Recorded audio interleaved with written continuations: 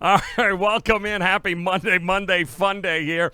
It is another edition of the Happy Hour Tip-Off Show powered by WagerTalk.com. I'm Joe Raineri. He is Ralph Michaels, and college basketball is on our mind, and it was one hell of a weekend. Certainly hope it was a profitable weekend for you guys, and I know, Ralph, last time that we spoke was Friday, of course, heading into the weekend. We had the Maui. We had a whole bunch of tournaments and some games of interest here that were heading into the weekend, and I would dare I say some surprises here on a Monday now, looking back over the last couple of days.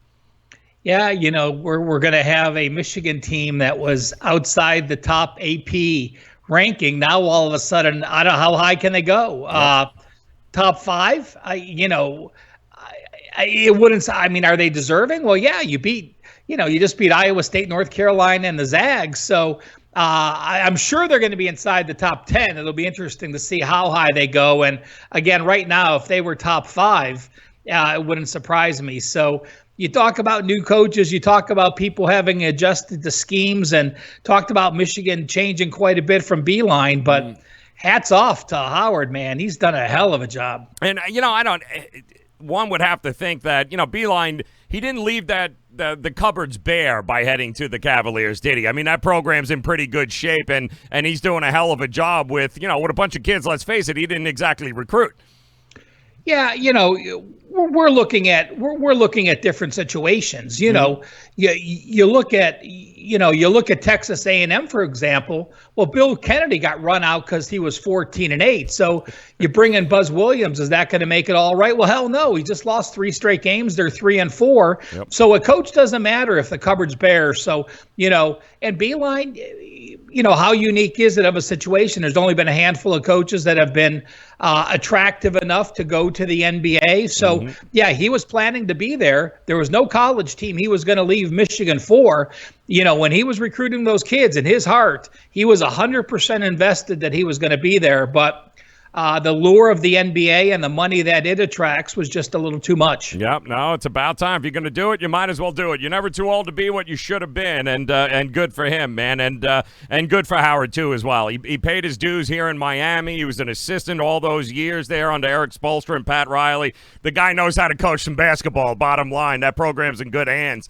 A few other programs seem to be in good hands, Ralph. Like we like to start the show off talking about some of the upsets over the weekend. Some of the teams that might have been a little bit of surprise there, Friday, Saturday, Sunday. We'll put that list up like we always do. And, Ralph, I guess we can start with, how about, this was a couple of days ago, if I'm not mistaken, was Saturday, Niagara. Was that not, was that correct? No, the first 2 upsets were yesterday. Oh, okay. The first 2 came from yesterday, and then the other 4 were the top upsets for Saturday. So you see, there weren't a crazy amount of upsets yesterday. Niagara knocking them off, and Fairfield knocking them off, both in neutral settings. 2 small upsets. Norfolk State, isn't a team that you look at as a favorite, but Niagara is probably one of the worst 20 teams there is. So for them to go on the road and get 8.5 against a bad team and win is a surprise. And Fairfield, again, we talked about Texas A&M. Fairfield knocked off Texas A&M. A&M playing tough. Their point guard still suspended. It's going to be a tough go in there for the Aggies. And then on Saturday, it was a decent-sized card. It's nowhere near your top Saturday card, but only one upset as a double-digit dog as North Dakota knocks off Georgia Southern. Yeah, and how about that Navy team, Navy and Brown, and that game, of course, not neutral site there, but 7.5, Ralph, 76-56, kind of a whooping going on there. Yeah, Navy's 4-3 now, and you look at, they lost to George Mason, lost to Lipscomb by 7, lost to Lipscomb by 4, and then beat Cornell and Brown. So, the Patriot League is a league that, I follow now, and then some of those games aren't always lined, and, they're a very slow-paced team. Yeah. They expect to they've really slowed it down. And, you don't expect that from a coach from one year to the next. DeChellis has been their coach there, and they were much more up tempo last year. But he didn't have the guard. So what has he done? He's slowed it down. Mm-hmm. They're one of the slowest teams on offense and on defense. And hey, you keep a game close and you keep your players into it, and you got a shot to win. And that's exactly what they've done. We also, of course, had some big performers over the weekend too. We'll take a look at here, and we'll start, I guess, Oregon State there. And I love the name, Tres Tinkle. Doesn't get any better than that, Ralph. Neither does his performance there for 26, 7, 1, and 2. Pretty impressive over Portland State.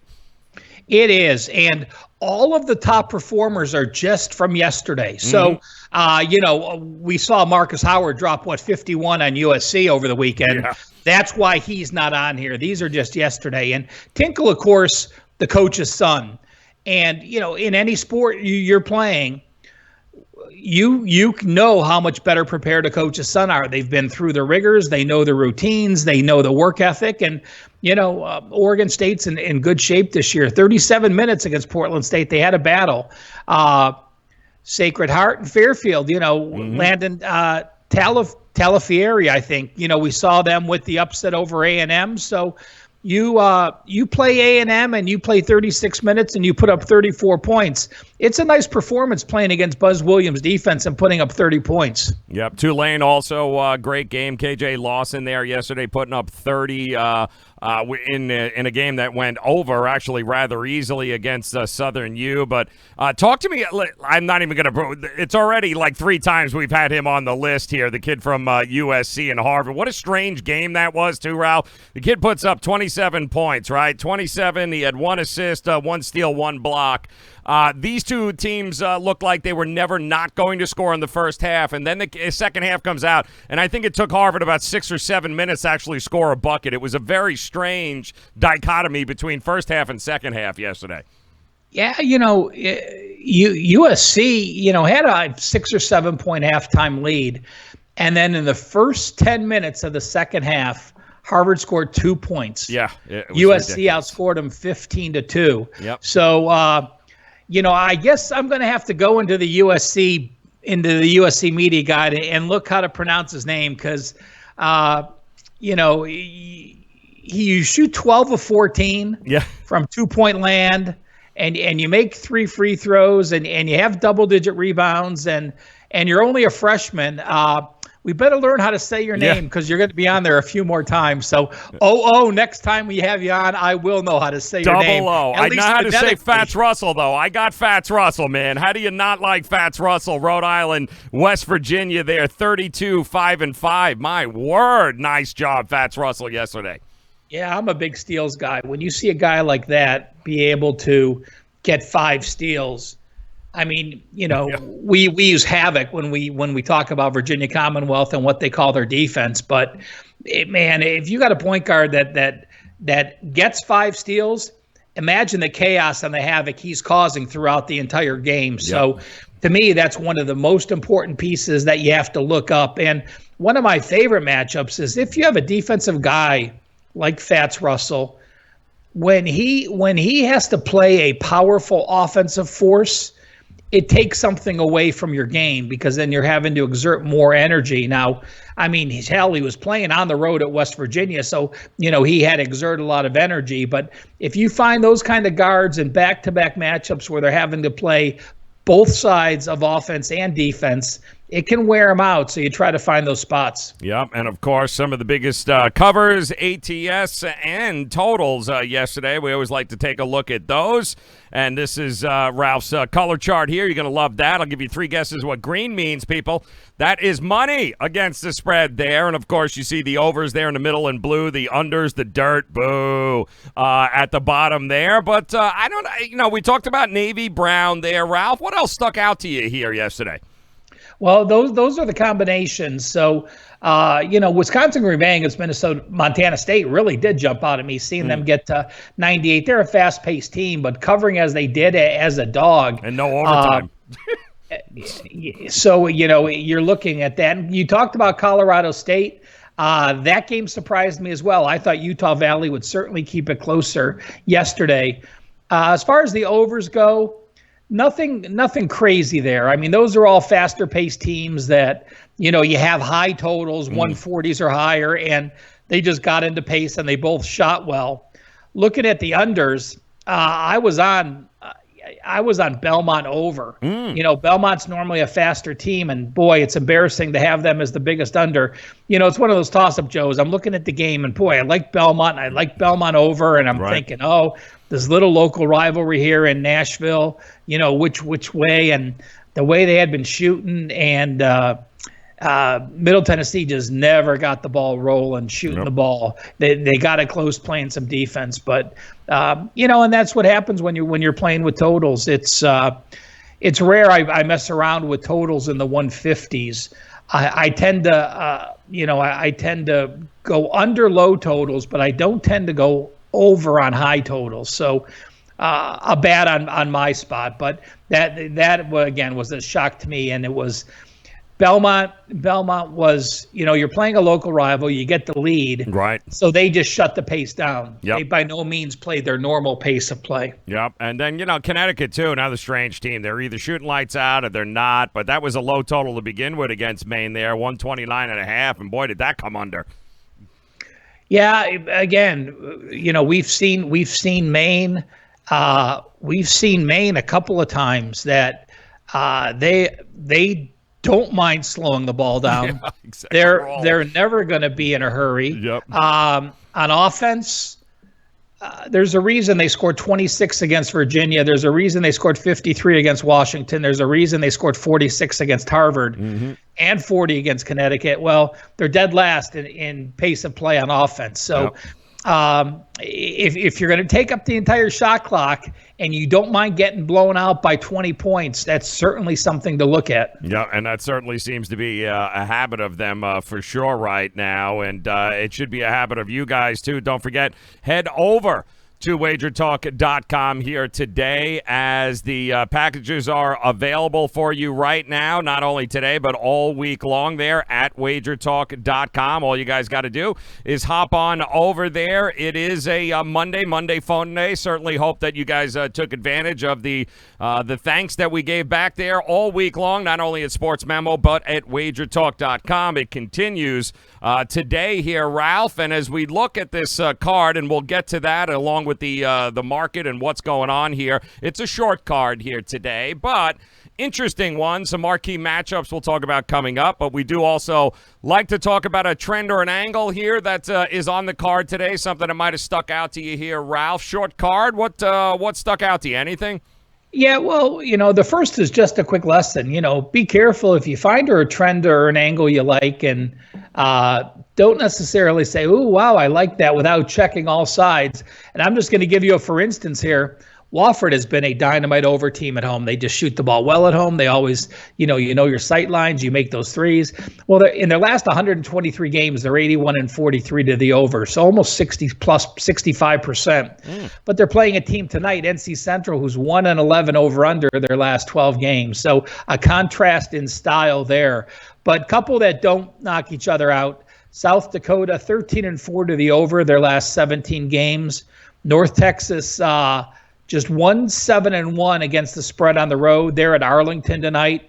And North Texas also 2-13-1 over under their last 16 games.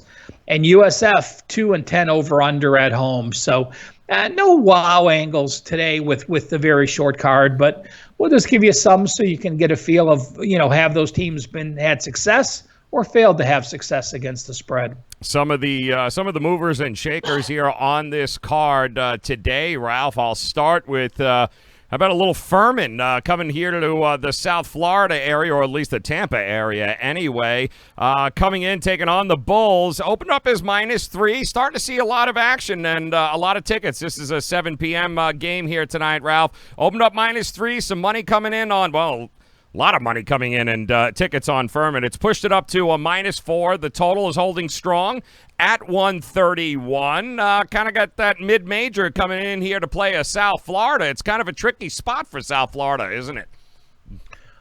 Oh, absolutely. It's I was just looking up at the upset, Joe. You're looking at lines, and I was looking at a quick score. Tomorrow at one of the biggest upsets, we already have one. Holy Cross pulls off an upset against Mercer. Holy Cross was a 9-point dog today, and they win that game 81-67. So tomorrow we'll be seeing, I think, Holy Cross near the top of our sheet. South Florida. I don't mind backing a team like South Florida in this position they're in. Mm-hmm. You started the season 1-2, then you looked at a couple good wins against Wofford and Loyola, and then you go and you lose a couple games in a tournament, but you lost them to better teams. You lost them to New Mexico. Nebraska's about the same team as you, so you don't have horrible losses. Mm-hmm. So, back at home, Furman clearly is the better team. You look at them, they're 7-1.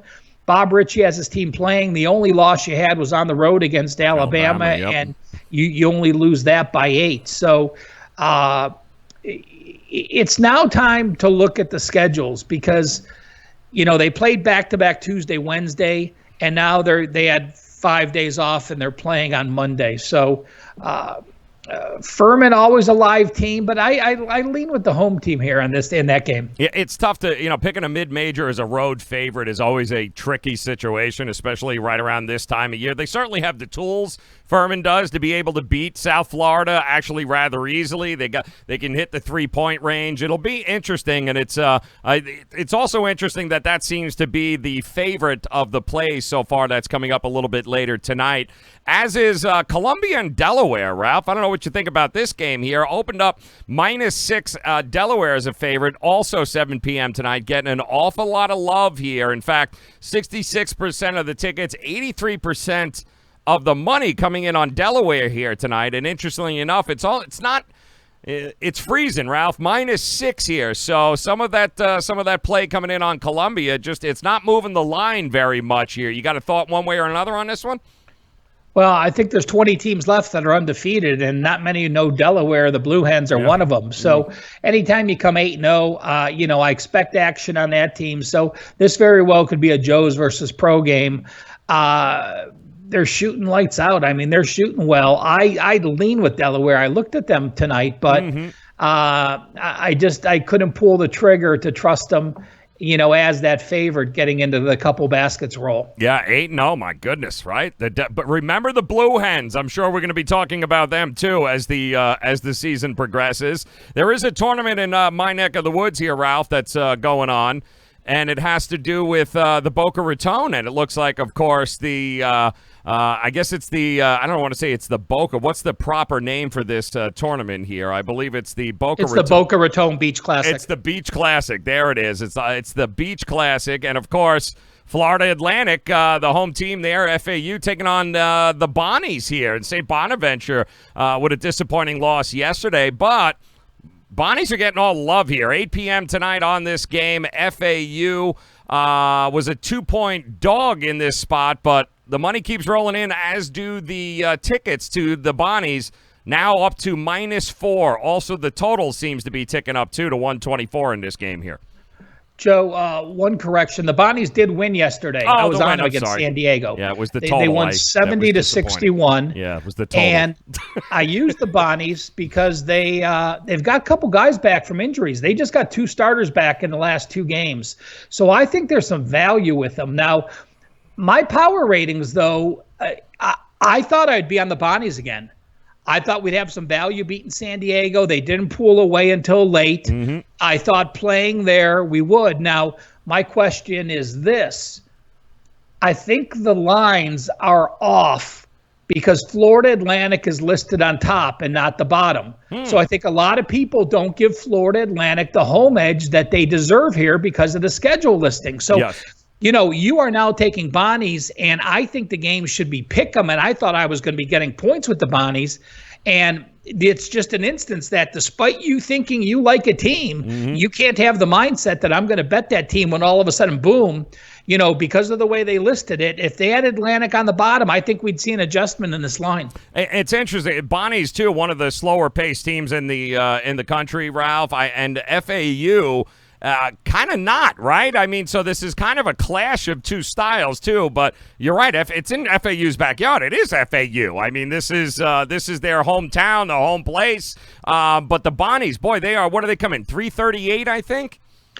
Yeah, well, this is actually, this is not even local. This is in their home arena. So This is a home game for them. Now, the Bonnies will speed it up a little bit. I think they started so slow because they were missing a couple guys that handled the ball. So I think that 330 will get into the 200s pretty quick. And against San Diego last night, they weren't that tight, that slow of a team. So that's one of those injury adjustments. I think we're going to see with two guys back that they didn't have. They've now had him back for a game and a half. We're going to see them up the tempo. Yep, definitely one of those games, of course, that we like to talk about. Maybe a dog or two that are on the card here today, a short card.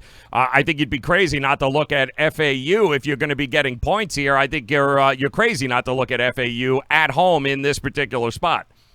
Well, I can't. I understand, but I can't because I thought I was going to actually be on the Bonnies as a play. Right. So it's one of those situations where being a 4-point favorite keeps me off a play, but it's not a big enough line move for me to switch sides. So, yeah, like I said, in between there, I'm going to go back to USF, as a home dog. I talked about liking them when you talked about the line moves there. And if I'm taking one of those Florida teams to pull the small upset as a home dog, it's going to be the Bulls for me. Liking the Bulls. All right. So then we've got, of course, we got that time of the day where maybe there is a situational spot here tonight, Ralph. Is there anything on the card? Possible revenge? Maybe teams playing 19 games in 3 days? Anything along those lines that stuck out to you? Well, you joke like that, but I just tweeted something out. We'll talk about it more in the featured games. This is Miami's only game in a 20-day period. So talk about that, you're circling the game. Yep. But I'm looking at a situation with South Dakota against Washington. I like what Mike Hopkins has done. He does only have one starter here, but they haven't played, in 7 days. They played last Sunday, so 6 days. And while they have the Syracuse defense and it's going well, you're trying to teach 4 new starters how to play that defense. South Dakota comes in as the #1 3-point shooting team in the country.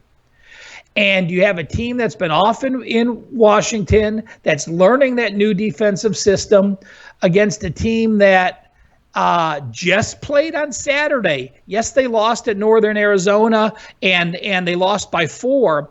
But you have a team that's playing a second game in 2 days against a team that's playing their first game in 6 days that has shot well in 3-pointers, will be playing, again, a second day in 48 hours. So I like South Dakota, and I'm going with this with the over, Joe. Okay. I would lean with the Coyotes in the game, but I think this total at 36.5, it's come down. It opened up 41. It's dropped 5 points because people think Washington's defense.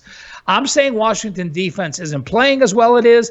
I expect South Dakota to shoot a good number of threes, to make a good number of threes, and I actually like over that 136.5. I like that too. Coyotes averaging 76 a game and have scored, I believe, over 80 in 4 of the 8 games thus far. And to your point, a little disappointed there in the defense of Washington to this point, but they certainly have been able to score at least somewhere around 88. I think they scored 88 in their last game, so I'm with you. The number coming down, I think that creates some value on the over in this game. And you mentioned the Miami game, of course, one of these marquee matchups here tonight. And Raineri and company, it does seem like it's been a month since we've seen them on the court here, Ralph. It's been a little while. Yeah, you played in your tournament. You played 3 games in a row, Thursday, Friday, Saturday. You beat Missouri State, and then you lose to Florida and UConn. So you look at what they've done. You've beaten 4 opponents that you're better than, UCF being the best of those opponents. You clearly lost to the 3 teams that are better than you. But you could probably say that about Illinois as well. Illinois has only played 1 quality opponent, and that was Arizona, and they got ran out by 21 points. The other 5 opponents they've beaten are all weaklings. I mean, they played the number 300 schedule out of 353 teams. So Illinois, to me, is a team that has to prove they've done something against the Miami of Florida team, which has played a much more tougher schedule, but hasn't proven it yet. I do lean a little bit with the Illini tonight. I like those teams with those 7-foot guys in there, and Kofi Cockburn is a guy that 7-foot freshman. He's Jamaican. He struggled a little bit in the against the bigs of Arizona, but Arizona has bigs. Miami doesn't have those same type of bigs, so I lean the Illini in that game. Yeah, I'm with you. It's just not a good matchup for Miami at all with what they have. I mean, all the weaknesses of Miami is pretty much the strength of what Illinois brings to the table, and especially on the boards. You mentioned the size, the length. They just dominate the boards compared to what Miami is going to be doing. They're going to consistently be out-rebounded here tonight, which is going to give them extra shots, extra possessions. I'm going to lead in Illinois here as well. I don't think the defense of Miami has what it takes to be able to shut them down for stretches out of this game, and it's just a bad matchup altogether, which, of course, brings us to the other game, the other featured game, marquee game here tonight. We've talked about Minnesota a lot here this year, Ralph. We've both been on them. We think they got a pretty good team there, and they're taking on Clemson, a little ACC matchup here tonight. What do you think of this game? Well, you look at Minnesota, and every loss has been close. Their worst loss is by 9 points, but they're still 3-4. You're 3-4, and what do you have around the corner? Oh, wow. You have Iowa and you have Ohio State. So you're Minnesota, and you're saying, I think there's a lot of pressure for them at 3-4 to get this win to go into conference play 500. Mm-hmm. Boy, you go into conference play at 3-5, and then you have to face Iowa and Ohio State, and then you have Oklahoma State after that. Yeah. It's a spot where I think you have desperation for Minnesota. Your 4 losses are all the teams as good as you or better. Oklahoma, Butler, Utah maybe not be as good, but they're close. And DePaul, the defense just not the type of defense you're accustomed to. I think you see a good defensive effort. I think you see them slowing the ball down. I think you see Clemson has not played a true road game this year. Mm-hmm. They had neutral games against TCU. They won in overtime, and then they were in it early against Colorado and faded away. But they started the season with 4 straight games at home, and one of those was a loss to Virginia Tech. But I think going on the road in this environment against a desperate team, I lean with the Big Ten in both of these Big Ten ACC matchups. And I have a feeling, Joe, the next few days, the marquee matchups will be these Big Ten games like Duke, Michigan State tomorrow, and Florida State, Indiana. And then on Wednesday, we have Ohio State, North Carolina, and Virginia, Purdue. So get ready to talk Big Ten and ACC the next few nights here as these two conferences post their challenges. A lot of truth to that. I mean, listen, the Golden Gophers playing solid defense. They have limited opposition to, I believe, less than 60 points, 2 out of their last 3 games. Clemson,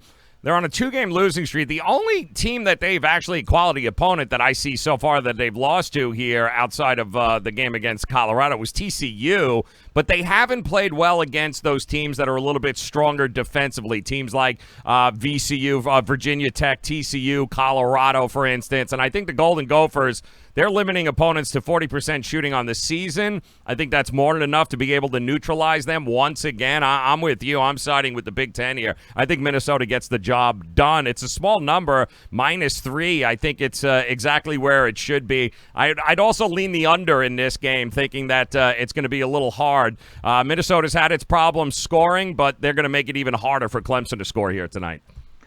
Yeah, absolutely. Desperation does a lot when you're playing defense. A lot of truth to that. That's all effort. That's what that is. So, all right, short card here tonight. We've already had one upset we'll be talking about tomorrow. Holy Cross on the card, taking down Mercer earlier this afternoon.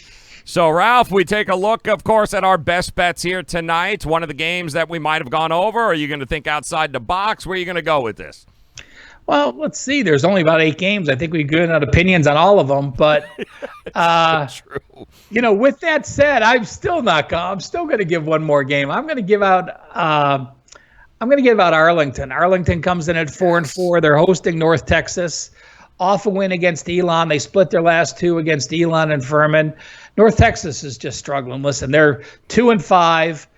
Their 2 wins are not real wins. You're against a non-conference opponent, and you're against North Carolina A&T, one of the worst teams there are. You haven't played in 8 days, and you're off a beating against Utah State and off a beating against Rhode Island. You try to slow the pace, but when you're going on the road and Arlington was my closest game to being a play today. I actually passed as far as late phone plays or my customer plays are concerned, but Arlington was the closest one that was near me making a play. Yeah, I can tell you this too. There's absolutely some value that's available right now, and I agree with you 100%. I mean, the Mean Green averaging less than 60 points per game. I don't think the Mavericks will have any problem slowing them down whatsoever. They've also been very good defensively this year. I think this is just a terrible matchup for North Texas, but yet the line is moving towards them, Ralph, believe it or not. Opened up at, let me just make sure I get an updated as of taping here. It opened up with Texas Arlington as a 7-point favorite. It's down to 5.5, so there is some money flowing towards North Texas in this game. There's times I understand it, and there's times I don't. Yep. Look at North Texas. Remember last year, what a darling they were. They were 20-4 in the beginning of February. So what happens? They go 1-8 last year, and they start 1-5 against Division I foes this year. Yep. So you have a team playing that poorly, and now you're trying to take it on the road against Arlington and at a reasonable line. I'm actually talking myself into almost making this a play now. The line's moving, so it's a better number. There's better value on it right now at 5.5. Yeah, and Arlington, again, Arlington's almost the exact opposite. Arlington last January 5th was 4-11. They finished 17-16. So Arlington finishes 13-5 last year, and then they're 4-4 this year. So you have one team that ended the season poorly and continued the season poorly. You have another team that finished the season well and is 500. And you may be 500, but you're 500 against the number 11 schedule in the country. There's going to be a hell of a lot of teams that aren't 500 when your losses are to Nevada, Oregon, Gonzaga, and Furman. So, okay, I think maybe I'm changing my mind here, Joe. I'm looking at the line and I'm going, there's some value there. And these two teams also, 4 out of the last 5 meetings have played to the under, and that number's at 121 here tonight, too. I think North Texas is going to have a hard time scoring the ball here tonight, but it's going to be fun. It's a short card, compact, definitely some games that you guys are going to want to take a look at, and you are absolutely going to want to take a look at what's going on over at wagertalk.com. Make sure you get there. Check out Ralph's page, the Cal Sports page there. All games, all packages available all throughout the college basketball season. You guys can check out sportsmemo.com as well, but definitely do yourself a favor. Make sure you're following and tailing Ralph at Cal Sports LV on Twitter. Always great free information coming your way there. So it'll be another packed and exciting day tomorrow, Ralph, in the college basketball arena. We'll get past these 8 games here tonight, and we'll break them down again. We'll do it again tomorrow, my man. Good luck with your plays.